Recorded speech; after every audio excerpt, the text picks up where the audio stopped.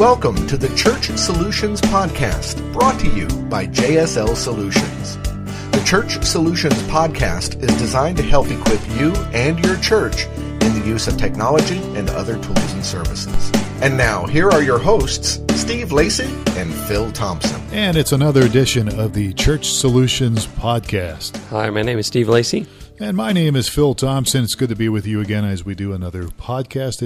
We're a company called JSL Solutions, and we work with churches to provide for them all sorts of different tools. Yes, we provide live streaming, mobile apps, websites, and church management. And we'll tell you more about that if time permits. We also work with churches, leadership things. Steve and I both have a lot of experience when it comes to hands-on ministry stuff. I'm actually currently on staff part-time at a church as an executive pastor, and I speak and work with church boards and have done so for many, many years. And so have you, Steve. I've not spoken, but... Yeah, but you've done all the other stuff. Yes, I've done the other things, yes. I've not been a senior pastor either, but you have. I have. All right, and an executive pastor. I have. I just, and chief bottle washer as well. Yes. Cleaning toilets. All right, so today we're going to talk that's kind of tech related, not so much on the internet, but it involves your worship service. And what are we going to talk about? So we're talking about how to stop distractions during worship. Or during the service at all, right? Exactly. Anytime yeah, absolutely. I mean, it's for me, being on both sides of the deal, being a speaker and being in front of people, and also being behind the scenes, helping with the presentation, the audio, the visual stuff, the video things. It's frustrating when there's distractions. When you're up there speaking, or even in the back, it's frustrating. And we're talking about weird noises.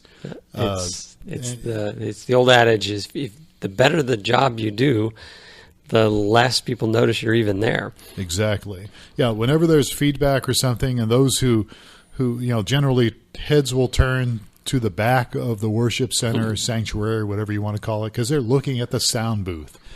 And the sound guys or gals are frantically trying to figure out, either why there's feedback or why the microphone doesn't work or something weird going on. And so primarily we'll talk about audio today, not so much video stuff, but audio. So that's what we're going to try to do today, and we'll try to sound intelligent.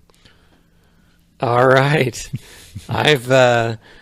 They had me be the sound guy when we were doing a mobile church many, many years ago. Yeah, how'd that go? But I think they learned that I don't have an ear for mixing music, and so they politely said, "You don't have to do this anymore." Well, so there is a knack to it. That was my only experience with the soundboard. Well, like we always say, you want to find the position that fits your talents and your giftings best, and probably audio is probably not one of them, but that's okay. Now, my son, for instance, who's now 18, he's been mixing sound a little bit and really does a good job. I'm really pleasantly surprised. And I thought I was doing a good job. Well, I've had other people tell me that too. Go, boy, the mix sounded really good today. And I'll go, yeah, it really did. And it turns out it was my son mixing sound. So he's got a gift for it. Maybe he needs to do it. So let's talk about it. All right. So, Christmas is coming up, and not just Christmas, but special events come up. And so the last thing you want to do has to do with distractions, disrupting worship, disrupting the message. So what I would encourage everybody to do that's involved in the sound area, or if you oversee that area as a volunteer or pastor, is to start off, I would suggest that you make maybe a list of the common distractions that you are experiencing. So what we're saying here is, here's generally what happens. And I, in your church, when I was on staff at your church, we would meet every Monday to talk about the worship service, the experience, Right. And what always came up was the sound. Didn't sound good. So it didn't, there was always mixed of complaints on the music wasn't mixed right, or we had this issue, we had that issue. Too loud, too quiet, too. Yeah, and what happens is, if you're a leader, you develop this list of frustrations that you keep inside of you, and so you're constantly frustrated, and whenever something does go wrong, in your mind you're thinking, oh no, not those guys again. They need to get on the ball. What's wrong with these guys? So because it's so easy to do other people's jobs. It's always easier to do. But what I'm getting at is, what I would suggest is you really sit down and kind of do a little inventory. Okay, what kind of distractions do we seem to always get, or at least on a regular basis? What distractions are we getting? And so it could be anything. I mean, there's a list here we've got. Go ahead. So feedback is one, bad EQ, poor mixing, missed mute cues. Those are always fun if yes. if the speaker that's not muted is somewhere off stage. Right. Hum and buzz, I've heard that. And then some of these are, this could be causes, bad cables or loose connections that really causes the problems. Yeah. Or the sound is too loud or too quiet. Yeah. Mm-hmm. So, make a little list. Okay, what is it we're dealing with all the time here? And then, okay, now we've got a list here. Let's sit down. Okay, how can we resolve these issues? How can we fix these issues? So I've got a little outline here. It's pretty sketchy, but we'll try to go through it here, okay? And one of the things that most people have, especially when it comes to music, especially if you have a band up there, is feedback. Mm-hmm. We all know what feedback sounds like. Just listen to Jimi Hendrix from the 60s and early 70s. He made a living off of feedback. But you don't want that usually during your music service at your church. And so you really want to take a look at some things. Why are we having feedback here? The biggest issue is usually your microphones are too close to your mains, your speakers. Mm-hmm. Or the mains are so hot, or you've got monitors. On the stage, usually musicians want some type of monitors, and so for many of them, in the old days, they had these big box kind of monitors that sit on the floor and they kind of point up towards the musician. Well, I was involved in music ministry for years, and that's the olden days, though. Now, right? Everybody's in-ear monitors. In-ear, now. or some of these people have what's called, I think, what are they called? Hot boxes, where they're up. Ken Ballinger uses one usually. It's up on a stand, and it's right near there. It's right there where he can adjust it. If you don't like inner ear stuff, you can use those. They're small, but they do a really nice job. So, but they're still, trust me, people listening to this podcast are still using floor monitors. Many of them are. If you can go with inner ear monitors, awesome. That's going to eliminate a lot of your feedback issues. Plus, when you're mixing sound, if you're in the back, you're always going to have the guitar player or the singer, I can't hear myself, or I can't hear him, or I can't hear her. And so there's this constant struggle. And if it's not done right, you have on the stage these monitors, especially floor monitors. They keep going up, and I got to bring the guitar up. Now I got to bring the drummer up. Now I got to bring the bass player up. Yeah. And what happens is all this sound is up on the stage, and it's coming out to the congregation, and it sounds muddy. By the time it gets out to the congregation, it's very muddy because the mains are now being overridden by the monitors. And so then if you're trying to, so it's just, and this is the most painful thing for the person running sound. So you've got to look at these things and dial maybe some things down, adjust the floor monitors where maybe they're closer to the musician, or move the musician to the closer to the floor monitor.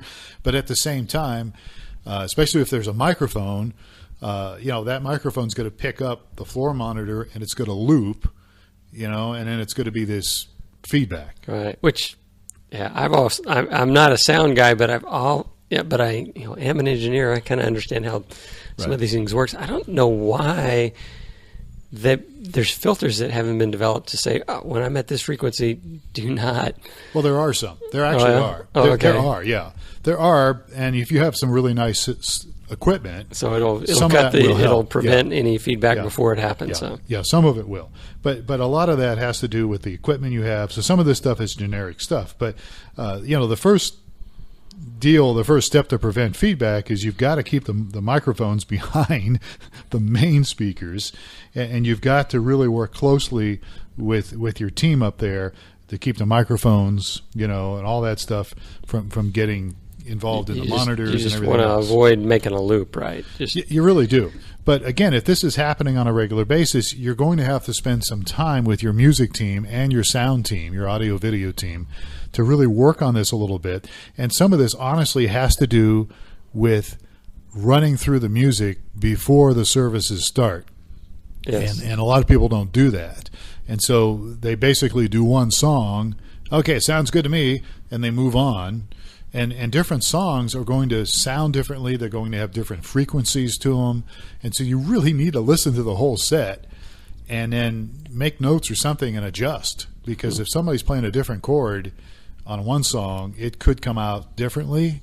So, it goes without saying that mixing sound is a thankless job. I was just going to say that. It really is a thankless job. So get out of that job. And as you just said, if you're doing it well, nobody thinks much about it or cares about it. Nobody knows you were even there. But if you're making mistakes, then it's a problem. So EQ, and again, we don't have time to get into all this stuff, but EQ is a very important factor here when it comes to controlling feedback. All these knobs on the if somebody's listening to this podcast and you mix sound, you know what we're talking about here. But for those of you who may be pastors or lead volunteers who are kind of maybe in charge of that area, but maybe don't do it yourself, right. These are things you need to work with your team about because EQ is important. Well, with regard to streaming, I was just thinking here that I don't know if we've mentioned it in the past, but the house sound is going to be very different. I was just thinking about online. My wife will often watch online on the Roku or whatever, right. And she often complains about all I can hear is the lead singer. I hear none of the backup singers, and right. all I hear is she always complains about the mix. Yeah. And but when I listen to it, I think it sounds pretty good. But anyway, so but the mix for the house is going to be very different than the mix for online because you don't have the benefit of the sound bouncing off the walls for everybody in the house. And then obviously over the internet, you're dealing with a different. You're really dealing with a limited. The bandwidth is not going to have all those highs and lows that you would get from in-house. So now, your church used to, and I don't know if they still do. We still do. We mix it separately. Yeah, mix it separately. So the mixer guy, he'll actually go to the finished product and pull up, the stream on the web and listen to it through some nicer speakers. And then he's got, they're using an iPad-based remote EQ tool. Okay. And he can adjust the sound. Right. So every time I listen to it, I think it sounds great. But maybe it's just different equipment that people are listening to, and they get mixed results. Well, I don't know, but I mean, it's somebody really. You mentioned this at the very beginning of our podcast. You really do have to have an ear for it. I mean, you have to be able to identify. You've got to be able to knack. Okay, I hear the bass, I hear the melody line, but I also hear, the harmony lines. And if you don't hear those very well naturally. Oh, yeah. You know what I'm saying? And I'm not one of those natural ones. So you really have to. But. Yeah, but it really does make a difference when you've got, you can really pick all those things out. And as I said earlier, my son seems to have a talent for it, and he seems to mix it really well. And there's lots of people that do, but there are those of us, who don't. So, all right, so EQ is important. Vocals are important, all that good stuff. But the bottom line is that you really have to look at some of these things and spend some time on them. And then going from the thing you mentioned at the beginning, the feedback we just covered, the bad EQ can cause a lot of that and also can cause some real sharp stuff. Poor mixing, so you got to spend some time really listening for everybody on there. And then you mentioned this, what can be embarrassing, missed mute cues. Yes. So it just depends on what's going on here. But a couple things I have found, and that is, if you have a lavalier mic and it's strapped to your belt and you've got it coming down your ear or maybe on your collar, it's real important for everybody to be on the same page as far as when the person's going to stop talking and either walk away or if there's something else going on while he or she may still be on the platform, which happens a lot, you've got to know that, and you've got to be on your toes. If you're not on your toes, then yeah, you'll get... So do you rely on the guy turning his mic off, or do you rely on the mixer guy to mute their mic for them? I would personally believe that the person mixing should mute the mic, because normally people, if they're reaching down to mute their lavalier mic off, it's usually clumsy. Yeah. Something happens, they drop it or something. Yeah, because it's usually hidden under a shirt behind your back, kind of a thing. Yeah. So it's better off for them, when they're done, whatever they're doing, and if they're going to another song or somebody's doing something else, for that person running the soundboard to know and to mute it. And then they have to... It's not like they don't have anything else going on, too, right? Well... I can imagine how challenging this can be. It is challenging. So I spent 20 years in broadcasting, and back in the old days, we didn't use computers, and so we always had to be doing things at the mixing board on the radio station. So you always had to be knowing something else was going on and being able to talk at once and play a song and come out of a song and play a commercial, all that stuff. Or if you were producing a talk show, in the other booth. So I understand that, but again, if you're going to be mixing sound, you have to practice doing that stuff. You're going to have to be on alert. I get frustrated, honestly, every Sunday. There's one guy I have that does sound for us. We got several people, but the one guy never pays attention. He's back there looking at his phone. And so, something's going on, and he doesn't unmute the mic, or he does mute it, and then he doesn't, know when to turn it on or something. So you're back there waving, going, "Hello, somebody wake Rob up," And we have fun with it. And that's another thing, when you're up there on a platform, you have to conceal your frustration. I'm all for transparency, but I think, if you are irritated and really irritated, it shows, and you let it show, or you say some smart remark like I might. It will dampen the whole mood, because then everybody realizes, oh, the pastor's mad, or whoever's up there is mad, and it just kind of puts a shadow or a cloud over what you're trying to do. So I generally will have fun with it. I'll just tease and smile, and deep down inside I'm really upset, but I don't let them know that. So, but yeah, so mixing's important, missing the cues, hum and buzzes. From the list we just talked about, hum and buzzes. I would assume that those are one of the toughest ones to isolate. So just like everything we've been saying so far, you really have to get a head start on things and go through the service with the music and even the speaker. Maybe not the speaker, but at least get the speaker up there to test his microphone or her microphone.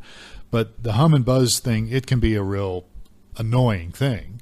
And usually it's a ground issue, or there's a cable that's not plugged in all the way, or there's something wrong with the cable.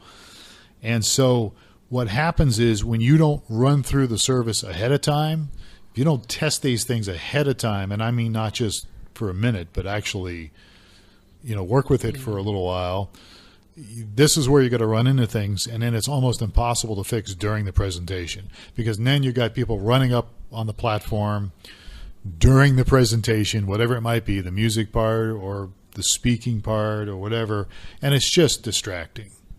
It's very distracting. So hum and buzz. You just really need to check cables and look at your cables and look at what's going on up there. There could be bad batteries on something. I know that's one of the habits that I know at my church they've taken very seriously. So there's fresh batteries everywhere. Well, and that's true with ours too. And because some of these musicians have, they have pedals on their instruments, and some of them are run with 9-volt batteries, or even guitars. Some of the pickups they have a 9-volt battery in their guitar, where they have these pickups already built in. And if the battery goes down, it sometimes you'll get a buzz. Either that or it won't work at all. And then the guy's up there, complaining because he can't hear himself or whatever. Well, it's because your battery was dead.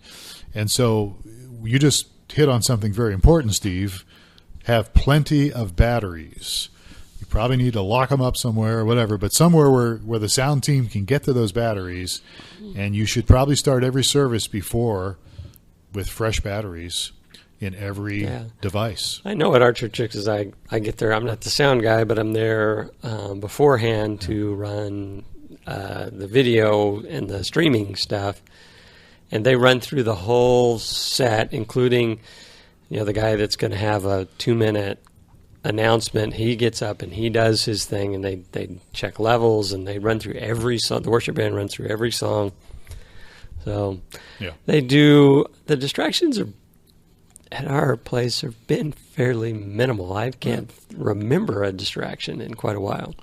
Yeah, I do remember there's been times in the past where something didn't work and nobody knew how to fix it, and it took a long time. But we also used to have, and this was at your church when I was there, we actually had a backup microphone in the back, in the back of the platform. Still do. Yeah, and that way, if all else fails, pick up the backup microphone. Even though we run through everything, we go, okay, now where's the backup mic? Oh, it's on the back left part of the stage. It's already connected. It's already there. You've tested it ahead of time. Right. For every service. We do that too. So you know it's there. And then the person speaking or whoever's up there knows, okay, if all else fails, somebody from whatever the back can say, just pick up the backup microphone, and within a few seconds you're okay, and the distraction's been minimized.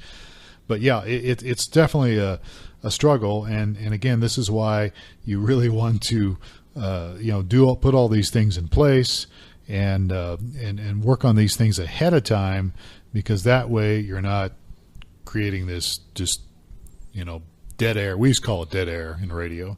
Yeah. So, all right. So moving on here, where are we at? We've talked a little bit about hum and buzz, bad cables, loose connections. What else is next on our list? I don't know. What is? I think I've reached the end of my list. Right. Sound is too loud or too quiet. Let's break that down for a moment. Oh, okay. Yeah. We're that my list. notes are kind of screwy. Sorry about that. So yes. Too loud or too quiet. What do you do about that? Well, there's these things called decibel meters that you can get. They do take batteries, so you want to make sure you have batteries in that. And actually, there's apps on phones now that you can use for meters. Tablets. Yeah, and tablets. And I have found that they're very close. Now, I've had some sound people tell me, those apps they're not accurate, and okay, well, what you could do is get yourself a decibel meter. It's just a little device that's about the palm of your hand and kind of has a little microphone on the end of it. And you can do lots of different things with it. You can set it, and it can show you what the peaks have been and what the lows have been and what your current, readings are. And so I would advise everybody to have one of those. However, having said that, it just depends on the song, how many instruments are being played during the song, and then the speaker can be a little different. Whoever's talking. Yeah, I would assume you'd want to establish some ceiling, right? Yes. And depending on what the church is and how much, how much you want to rock out during worship. But I would assume that you would set some ceiling would be the most important thing. Saying, if it gets above this, and we need to crank it down. What's the ideal decibel meter? I didn't write this down. I honestly can't tell you off the top of my head because it's different for everybody. But and then when you take the readings with the meter. You should take it several spots in the actual room or auditorium, because obviously the closer you are to the speakers, it's going to be a little louder. So you want to kind of make sure, okay, is this reasonable for the people sitting here? Now, in my church, we have a low ceiling. I didn't design the building, so don't tell me. But if you have a low ceiling, you have your mains that are fairly close to the ceiling, people, it could be a little bit of a problem mixing sound. And it depends on your congregation, because everybody, it's like the temperature. It's like room temperature. Okay, some people like it 72. Some people like it 75. Some people like it 68 degrees. And so you're going to have to come up with something depending on your congregation. When it comes to the sound, what is a good balance here? Because, and this is something your pastor used to say, and he said, I want the room to be really dynamic. I want it filled with sound. Well, to do that means all these other things we just talked about, like mixing and everything and the EQ stuff, that's got to be right, because you can't just pull up the volume. Otherwise, you get a lot of garbage. You get a lot of noise. And so it's But I understand what Jeff was saying, and he was saying, look, I don't want the music so low that people can't really engage, that they don't feel the music. And again, everybody listening to this podcast, it's different, and some people have choirs in their church. That's a different deal. But you still want the room to have this nice full sound that people can really kind of, if you go to a movie theater, although lately I've heard complaints about this, if you go to a movie theater and you watch a movie, they have, Dolby sound, and it fills the theater. Now, I've heard lately, I read a report recently that's saying that they're actually potentially causing damage to people's ears now. So there's been some flack. I can see that. I know there's been at least one movie I've attended in the past year or so that was painfully loud. Yeah. So, again, you've got to come down with something where you fill the room where it's not like you can barely hear them and you can't get into it. And the other extreme going, it's too loud, the music's too loud, or the speaker's too loud, whoever's talking. You've got to figure out what works for your church. And that depends on your congregation, the age of your congregation, probably. And memorize that decibel level and go with it, huh? And then, take several readings and really get a good feel for things. And by the way, if you run through music and do stuff before the service starts, that's great, as we just advocated. But guess what? When you get a bunch of people in the room, it changes. Huh? It changes. The sound changes.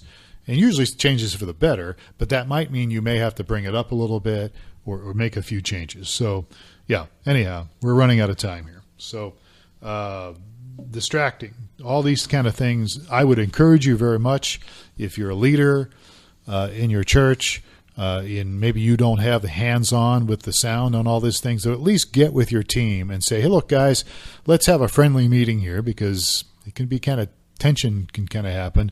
And let's talk about some of these things that I'm having problems with, or we are having some problems with, and how can we fix these to be for a better presentation.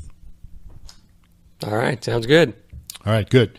So if you'd like to add to this list that we talked about, give us your feedback, no pun intended, just send us an email, and that email would be support@StreamingChurch.tv. Steve and I would love to hear from you and share your thoughts and all that stuff. So we're out of time. Thank you for spending a little bit of time with us. We hope this has been helpful, at least to some degree. Maybe at least it will get you thinking, and maybe it will improve what you're trying to do Sunday mornings or any time during the week with your church services. He's Steve Lacey. I'm Phil Thompson. This is the Church Solutions Podcast. You can find us on iTunes and anywhere that you get your wonderful podcasts from. Just look for Church Solutions Podcast. We're taking off. Have yourself a great day. We'll catch you next time.